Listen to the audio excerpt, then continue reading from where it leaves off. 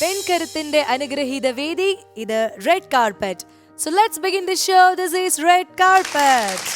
Red കാർപ്പറ്റിൽ ഇന്ന് നമ്മുടെ അതിഥികളായിട്ട് വരാൻ പോകുന്നത് ദമ്പതികളാണ്. ഇവര് ഒരാള് ഒരുപാട് സിനിമകളിലൂടെ നമ്മുടെ മുന്നിൽ പല കഥാപാത്രങ്ങളിലൂടെ വന്നിട്ടുണ്ട്.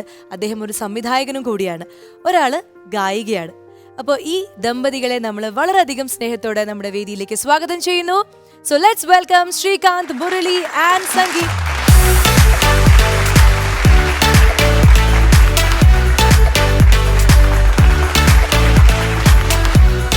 ഓക്കെ, അപ്പൊ എന്തൊക്കെയുണ്ട് വിശേഷങ്ങൾ? ഹാപ്പി ആയിട്ടിരിക്കുന്നല്ലോ അല്ലേ?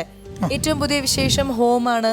അതിനുശേഷമുള്ള പല വിശേഷങ്ങളും നമുക്ക് പ്രേക്ഷകരായിട്ട് ഷെയർ ചെയ്യണം.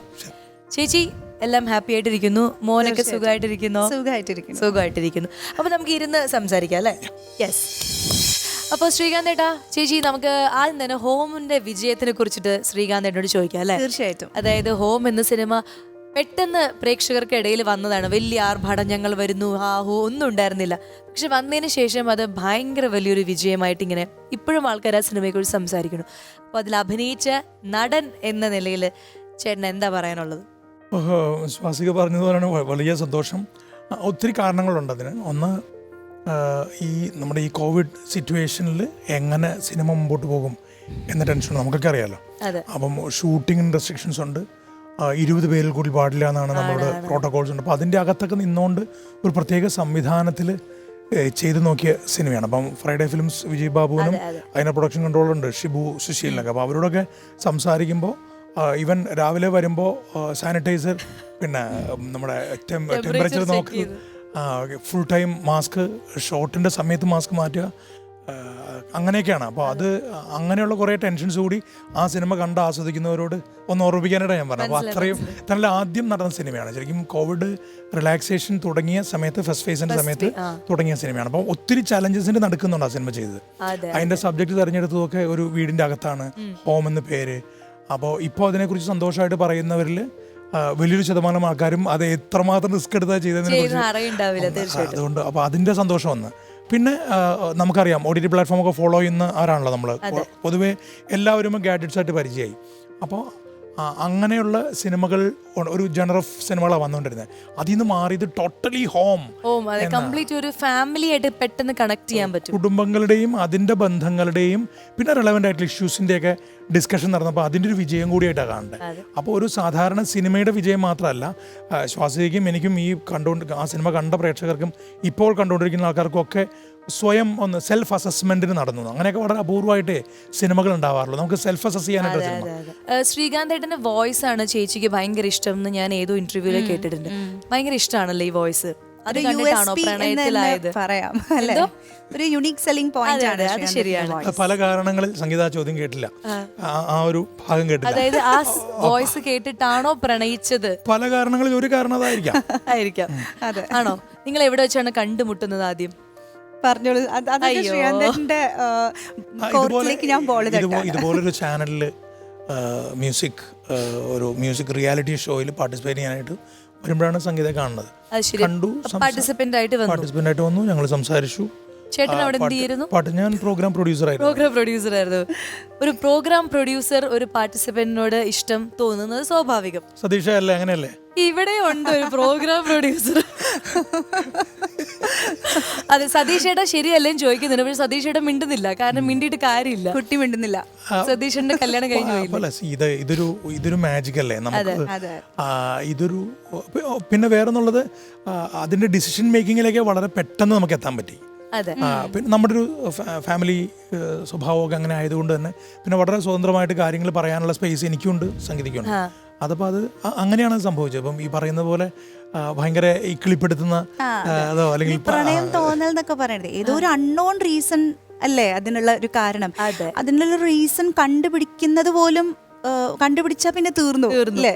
അങ്ങനെ പിന്നെ വേറെന്നുള്ളത്, ഇപ്പോഴത്തെ കാലത്ത് നമ്മൾ എത്ര ഗൗരവമുള്ള കാര്യങ്ങൾ, ഗൗരവം എന്നത് ആപേക്ഷികമാണ്. അപ്പം ഞാൻ വളരെ ഗൗരവമായിട്ട് പറയുന്നൊരു കാര്യം ശാസ്ത്രീയക്കോ കേൾവിക്കാർക്കോ ഗൗരവമായിട്ട് തോന്നിക്കൊള്ളുന്നത്. ഞാൻ ആ ഒരു ആനുകൂല്യം അവിടെ വച്ചുകൊണ്ട് തന്നെ പറയാണ്, നമ്മൾ മറ്റു പല കാര്യങ്ങൾ പറയുമ്പോഴും ഇത്തരത്തിലുള്ള കാര്യങ്ങൾ നമ്മൾ പറയുന്നത് കേൾക്കാൻ ആൾക്കാർക്ക് താല്പര്യം. അപ്പോഴാണ് ഞാൻ ആലോചിച്ചത് ഈ കഥ എങ്ങനെ പറയും. ഇപ്പോൾ മറ്റത് കഥയായിട്ട് ഇത് പിന്നീട് പറയേണ്ടി വരും എന്ന് നമ്മൾ സ്വപ്നത്തിൽ വിചാരിക്കും. അപ്പൊ അത് ഒരു സുഹൃത്ത് ബന്ധമാണെങ്കിൽ എനിക്ക് പറയാം ശ്വാസികൻ എനിക്ക് എന്തുകൊണ്ട് ഇഷ്ടമായി എന്നുള്ള എനിക്ക് കൃത്യമായി ഡിഫൈൻ ചെയ്ത് പറയാം. പക്ഷെ പ്രണയം എന്തുകൊണ്ട് തോന്നിയെന്ന് ചോദിച്ചാൽ അത് നമുക്ക് പറയാൻ ബുദ്ധിമുട്ടുള്ളൊരു കാര്യമാണ്. തന്നെയല്ല ഇപ്പം വളരെ പേഴ്സണൽ ആണല്ലോ ഈ ഒരു ഫീൽ. അപ്പോൾ നമുക്കതിനെ ജനറലൈസ് ചെയ്യാൻ പറ്റില്ല. എല്ലാവർക്കും മനസ്സിലാവുന്ന ഒന്നാണെന്ന് വരെ പറഞ്ഞാൽ പിന്നെ അടുത്ത പോയിന്റിലേക്ക് ഇല്ല അത്. അപ്പോൾ അതുകൊണ്ട് തന്നെ അതങ്ങനെയൊക്കെ സംഭവിച്ചു. അങ്ങനെ ഇപ്പൊ ഹാപ്പി ആയിട്ട് ഇരിക്കുന്നു. മാധവന്റെ വിശേഷങ്ങൾ പറയും. മാധവൻ ഇപ്പൊ എന്ത് ചെയ്യുന്നു? ഏത് ക്ലാസ്സിലാ?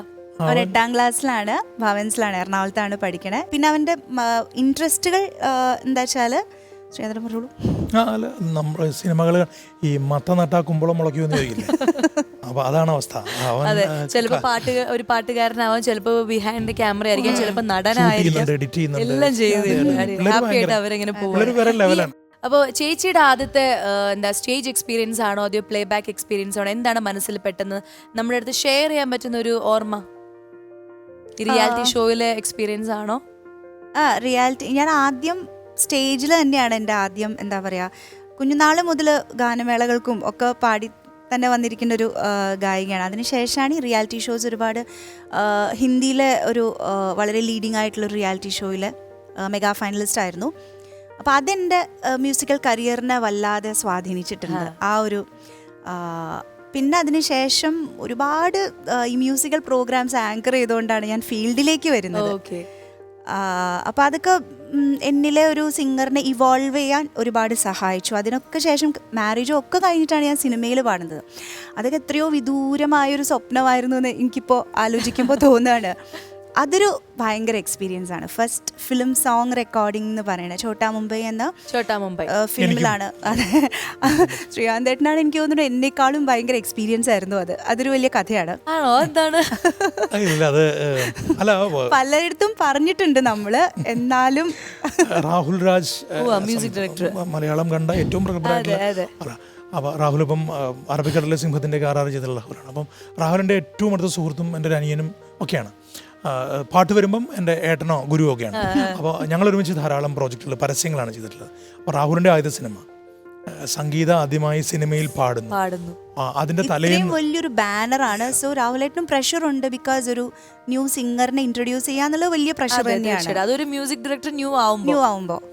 അതെ, അമൃതയുടെ ടൈറ്റിൽ സോങ് ഒക്കെ ചെയ്യുമ്പോൾ നമ്മളും അടുത്തുണ്ട്. അതിന്റെ റെക്കോർഡിങ്സും ഒരുപക്ഷെ ഏറ്റവും ആദ്യം ആ ടൈറ്റിൽ സോങ് കേട്ടവരിൽ ഒരാളായിരിക്കും ഞാനും.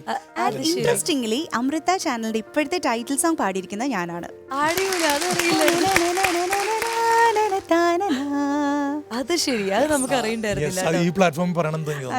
രാഹുലുമായിട്ട് വളരെയധികം പേഴ്സണലി കണക്റ്റഡ് ആണല്ലോ ഈ ഒരു അമൃത TV എന്ന പ്ലാറ്റ്ഫോം. അപ്പോൾ രാഹുലിൻ്റെ പാട്ടിലേക്ക് വന്നാൽ തലേന്ന് രാത്രിയിലും ഒരു പ്രോഗ്രാം ഉണ്ട്. കോട്ടയം ജില്ലയിലെ ഒരു സ്ഥലത്താണ് പ്രോഗ്രാം. അപ്പോൾ ആ പ്രോഗ്രാം സംഗീതം നേരത്തെ പാടിയിട്ട് വരണം. അപ്പം സംഗീത പാടുന്നു, ഞാൻ എൻ്റെ ഉള്ള ടെൻഷൻ സംഗീതം കാണിച്ചാൽ ആ സ്റ്റേജിലെ പ്രോഗ്രാമും പ്രശ്നവും. പിന്നെ ഇവിടെ ഇങ്ങോട്ട് തിരിച്ച് രാത്രി തന്നെ എത്തണം, രാത്രി തന്നെ പഠിച്ച് പാടണം. ആദ്യത്തെ സംഗീതം മാത്രമല്ല, എസ്പെഷ്യലി രാഹുലിൻ്റെ ആദ്യത്തെ സിനിമയാണ്. അപ്പോൾ ഞങ്ങൾ ആ സമയത്ത് വണ്ടി വാങ്ങി, എനിക്ക് ലേണേഴ്സ് കിട്ടിയിട്ടേ ഉള്ളൂ. അപ്പോൾ ഞാൻ ബാക്കി പറയണ്ടല്ലോ, 65 കിലോമീറ്ററോളം ദൂരം 1 മണിക്കൂർ കൊണ്ട് ഞാൻ ഓടിച്ച് എത്തി. അതിനുശേഷമാണ് സംഗീത രാത്രി. അപ്പോൾ ഞാൻ ആ ഒരു യാത്ര ഇപ്പോഴും മറക്കാൻ പറ്റില്ല. തന്നെയുള്ള ഒരു സാധാരണ ട്രാവലാണെങ്കിൽ നമുക്കത് പ്രശ്നമല്ല. ഇത് അവിടെ എത്തണം. തന്നെയല്ല പിറ്റേന്ന് നടക്കാൻ പോകുന്നത് ഞങ്ങളുടെ 2 പേരുടെയും അല്ലെങ്കിൽ ഞങ്ങളുടെ 3 പേരുടെയും ജീവിതത്തിൽ വലിയൊരു സംഭവമാണ്. അതിൻ്റെ എക്സൈറ്റ്മെൻ്റ് ഉണ്ട്. ഒരുപക്ഷെ ആ ഒരു എക്സൈറ്റ്മെൻറ്റ് കൊണ്ടാവാം വലിയ കുഴപ്പമൊന്നും കൂടാതെ നമ്മൾ എറണാകുളത്തേക്ക് തിരഞ്ഞെത്തി. നല്ല രസമുള്ള കഥയായിരുന്നത്. എന്നിട്ട് പാട്ട് പാടി ഒറ്റ ടേക്കിൽ ആ സമയത്ത് മണിക്കൂർ കൊണ്ട് തീർക്കണം. തലേന്ന് രാത്രി തന്നെ എന്നെ 3 മണിക്കൂറോളം പഠിപ്പിച്ച് 3 മണിക്കൂറോളം പാടി പ്രാക്ടീസ് ചെയ്ത് അരമണിക്കൂർ കൊണ്ട് ടേക്സ് ഒന്നുമില്ല. നമ്മൾ ജിങ്കിളുകൾ പാടുന്ന പോലെയല്ല. ഇത് പ്രൊഡ്യൂസർ അടക്കം അവിടെ ഉണ്ട്, സ്റ്റുഡിയോയിലുണ്ട്, ഡയറക്ടറും. അപ്പോൾ നമുക്ക് സമയമൊന്നും എടുക്കാൻ പറ്റില്ല. അരമണിക്കൂർ കൊണ്ട് തകർത്താൽ പാട്ട് സ്വന്തമായി. അല്ലെങ്കിൽ പിന്നെ നമ്മൾ അടുത്ത പ്ലേ ബാക്ക് സിംഗറിനെ വിളിക്കും എന്നൊക്കെയുള്ള അവസ്ഥയെ. ആ പാട്ട് നല്ലപോലെ ശ്രദ്ധിക്കപ്പെട്ടു. സിനിമയിൽ ആ പാട്ടില്ല, ആ പാട്ട് നല്ലപോലെ ശ്രദ്ധിക്കപ്പെട്ടു. നമുക്ക് എന്തായാലും ആ പാട്ടൊന്ന് കേട്ട് കളയാം. ശരി, ഓക്കെ. പൂനിലാ മഴ നനയും പാതിരാ കുയിലുകളെ തേനിളം മുരളിയുമായി പോരുമോ ഇതുവഴിയേ നാളേറെ ആയുള്ള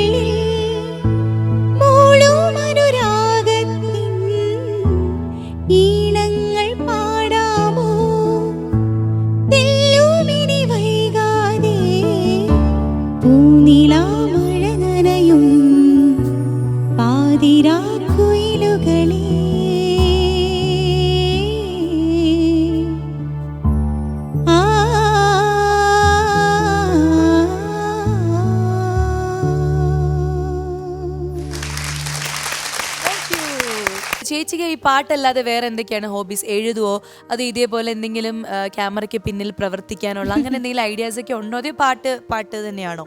പാട്ടാണ് മെയിൻ ആയിട്ട് എനിക്ക് ഏറ്റവും നന്നായിട്ട് അറിയുന്ന ജോലി പാട്ട് തന്നെ. സ്വന്തമായിട്ട് അതായത് ഇനിയിപ്പം എനിക്ക് പാട്ടിന്റെ കരിയറിൽ എനിക്ക് ഇങ്ങനെ ഒരു കാര്യം ചെയ്യണം, അങ്ങനെ എന്തെങ്കിലും ഡ്രീംസ്? ഒരു ഇൻസ്ട്രുമെന്റ് ലേൺ ചെയ്യണമെന്ന് ഒരുപാട് ആഗ്രഹമുണ്ട്. കാരണം അത് as A musician, as A vocalist നമ്മളെ ഒരുപാട് ഹെൽപ്പ് ചെയ്യും ഒരു ഇൻസ്ട്രുമെന്റ് അറിയാന്നുള്ളത്. അതെ, നേരത്തെ പറഞ്ഞ പോലെ ടെക്നിക്കാലിറ്റി അറിഞ്ഞാൽ ഗുണം ചെയ്യും എന്ന് പറയുന്ന പോലെ. സൗണ്ട് പ്രൊഡക്ഷൻ പഠിക്കണം എന്ന് ആഗ്രഹമുണ്ട്. അതൊക്കെ നമ്മളെ ആസ് എ സിംഗർ ഒരുപാട് പ്ലാറ്റ്ഫോം നമ്മൾ സെറ്റ് ചെയ്തിട്ടുണ്ട്. നമുക്ക് അധികം താമസിയാതെ തുടങ്ങും. അത് ശരി. അപ്പൊ അതിനൊരു ഇനി നമുക്ക് പെട്ടെന്ന് ഒരു ഗെയിമിലേക്ക് പോയിട്ട് തിരിച്ചു വരാം. നിങ്ങൾക്ക് പെട്ടെന്ന് ചെയ്യാൻ പറ്റുന്ന ഒരു സിമ്പിൾ ഗെയിമാണ്. അതിന്റെ കാര്യങ്ങളൊക്കെ ഞാൻ വഴിയെ പോകുമ്പോൾ പറഞ്ഞുതരാം. ആദ്യം നമുക്ക് സംഗീത ചേച്ചി തന്നെ ഗെയിം കളിച്ചു തുടങ്ങട്ടെ. അതായത് ഞാനിപ്പം ഇപ്പോൾ എക്സാമ്പിൾ സായിൽ തുടങ്ങുന്ന 5 സിനിമകൾ അല്ലെങ്കിൽ 5 പാട്ട് അങ്ങനെ എന്തെങ്കിലുമൊക്കെ പറയും. അപ്പൊ 5 ഉത്തരം വെച്ചിട്ട് പറയണം.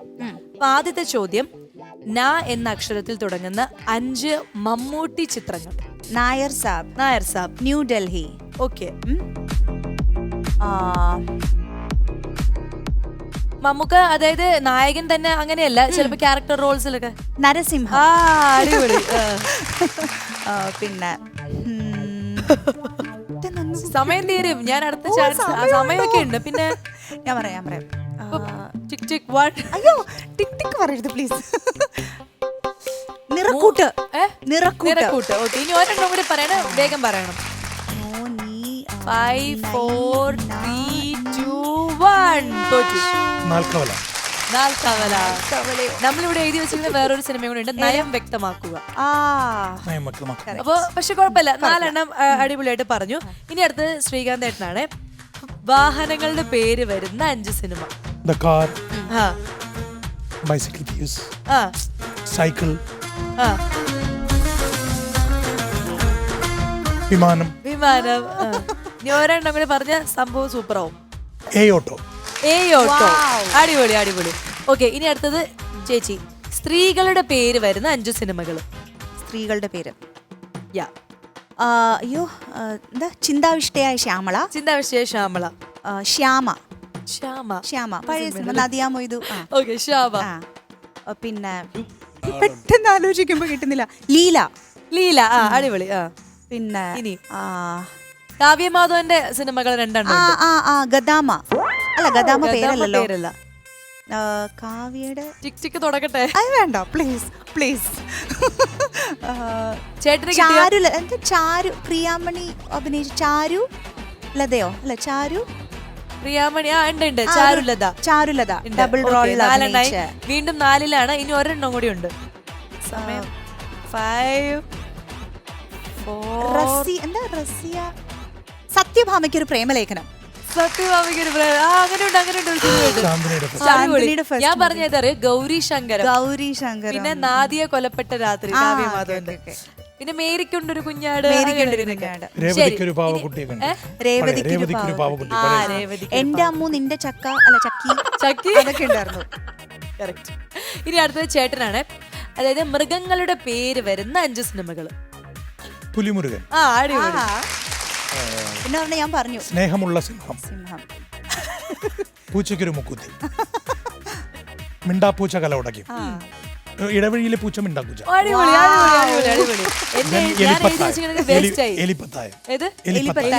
ഞാൻ എഴുതി വെച്ചത് കസ്തൂരിമാൻ, പിന്നെ പായും പുലി, ആട്, അങ്ങനെയൊക്കെ. ശരി, ഇനി അടുത്തത് വീണ്ടും ചേച്ചിയാണ്. ഇംഗ്ലീഷ് പേരുകൾ വരുന്ന 5 മൂവീസ്. എബി. പിന്നെ the car. The train. Time. Again ഞാൻ തന്നെ പാടിയ പാട്ടുള്ള സിനിമ. പിന്നെ ടൈം. പിന്നെ ക്രോണിക് ബാച്ചിലർ. കിടിലൻ. ഇനി അടുത്ത വീണ്ടും ചേട്ടൻ. മായിൽ തുടങ്ങുന്ന 5 മോഹൻലാൽ സിനിമകൾ വേണം. മനുവങ്കിൾ, മിഥുനം, ശോഭനയ്ക്ക് ചേച്ചി സഹായിക്കരുത്, പണിഷ്മെന്റ് ഉണ്ട്. 3 എണ്ണമായി. ഇനി നമുക്ക് 2 എണ്ണം കൂടി വേണം. പെട്ടെന്ന് ഓർമ്മ വരുന്നതാണ്. മരക്കാർ. പക്ഷെ അത് പറ്റില്ല, അത് പറ്റില്ല. അറബിക്കടലിന്റെ അല്ല, അറബിക്കടലിലെ മരക്കാർ അറബിക്കടലിലെ സിംഹം എന്നാണ്. ഓ ആ എന്നാ okay. ഓക്കെ ശരി. മരക്കാർ എന്നാണ് സിനിമയുടെ പേര്.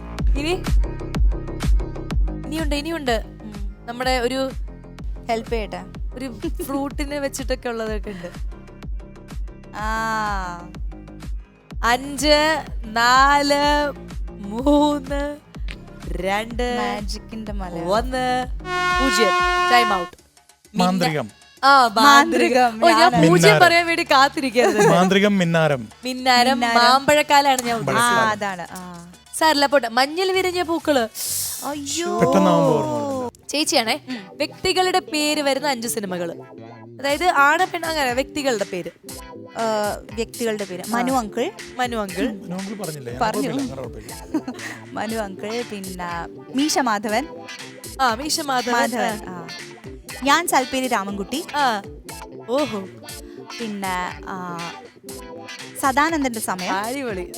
പിന്നെ ഞാൻ പറയാം പഴശ്ശിരാജ. വ്യക്തിയുടെ പേരാണ്. അതെ അതെ അതെ. ശരി, 5 എണ്ണമായി. ഇനി അടുത്തത് ചേട്ടനെയാണ്. നമ്മുടെ ഏകദേശം ലാസ്റ്റ് ക്വസ്റ്റ്യൻ ആണ് ചേട്ടന് വേണ്ടിയിട്ട്. സ്ഥലങ്ങളുടെ പേര് വരുന്ന 5 മലയാള സിനിമകൾ. മുത്താരംകുന്ന് പീവോ, 10-ാം വളവ്. ആ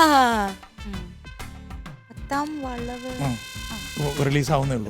എന്റെ പടം. അല്ല, വളവല്ലേ? ശ്വാസിക തന്നെ. ശ്വാസികണ്ട സ്ഥലത്തിന്റെ പടം. പേര്. അതൊരു സ്ഥലമുണ്ട് ഇടുക്കി 10-ാം വളവ് സ്ഥലമാണ്. ഭാഗത്ത്. ഇടുക്കി 10-ാം വളവ് സ്ഥലം. തട്ടാശ്ശേരി കൂട്ടം റിലീസ് ആവാൻ പോകുന്ന സിനിമയാണ്. ചേട്ടാ റിലീസ് ആവാൻ പോണ പടത്തിന്റെ പേര്. റിലീസ് ആയ പടമേ ഇവിടെ ഞങ്ങൾ എടുക്കും. ഓക്കെ, അങ്ങനെയെങ്കിൽ ഞാൻ മുത്താരംകുന്ന് പീവോ പറഞ്ഞു.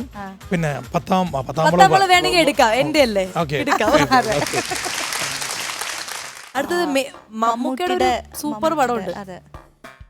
മലപ്പുറം ഹാജി മഹാനായ മലപ്പുറം ഹാജി മഹാനായ ഞാൻ പാലാക്കാരൻ. ഞാൻ പാലക്കാരൻ. 5 4 3 തൃശ്ശൂർ പൂരം.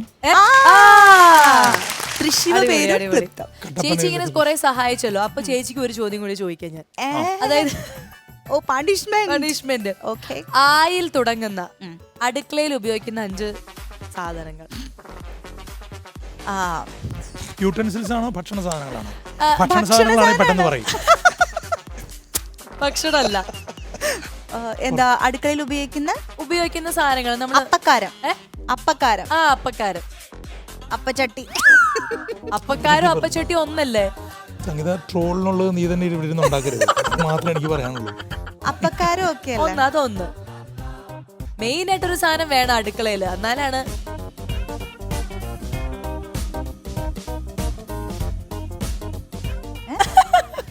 അടുക്കളയിൽ എന്താ ഉണ്ടാവുക? അല്ല അത് ഗ്യാസ് സ്റ്റവ്. അടുപ്പ്. അടുപ്പ്. അടുപ്പ്. അടുപ്പ്. പിന്നെ വേറൊരു സാധനം ഉണ്ട്, അതായത് പണ്ടുള്ള ആൾക്കാർ അതൊക്കെ ഒരുപാട് ഉപയോഗിച്ചിരുന്നു. അമ്മിക്കല്ല്. അപ്പൊ അത് കഴിഞ്ഞ അടുത്ത് പറയാലോ. അമ്മിക്കല്ല്, ആട്ടുകല്ല്. ഇനി ഒരെണ്ണം കൂടി പറഞ്ഞ. ഇതൊന്നും നമ്മളിപ്പോ ഉപയോഗിക്കാറില്ലല്ലോ, അതുകൊണ്ടാണ്. നേരത്തെ അടുപ്പ് എന്ന് പറഞ്ഞില്ല, അടുപ്പ്. അതിനോട് സാമ്യമായിട്ട് ഒരു സാധനം അടുക്കളയിൽ എപ്പോഴും എല്ലാത്തിനും ഉണ്ടാവും. മുറ്റത്തെ ചെപ്പിന് എന്തില്ല? അടപ്പ്. അടപ്പ്. അടപ്പ് വേണ്ടേ പാത്രങ്ങൾക്കൊക്കെ? പിന്നെ അരിപ്പ. അരിപ്പ. അയ്യോ ചേട്ടാ ഇത് ചെയ്യും നമ്മളല്ലേ, ഉപയോഗിക്കാത്തത് കൊണ്ടേ. പക്ഷെ കുഴപ്പമില്ല, നിങ്ങൾ അതിഗംഭീരമായിട്ട് ഈ ഗെയിം കംപ്ലീറ്റ് ചെയ്തിരിക്കുകയാണ്. 2 പേരും നന്നായിട്ട് പറഞ്ഞതുകൊണ്ട് ഞാൻ 2 പേർക്കും സമ്മാനം തരാൻ തീരുമാനിച്ചിരിക്കുകയാണ്.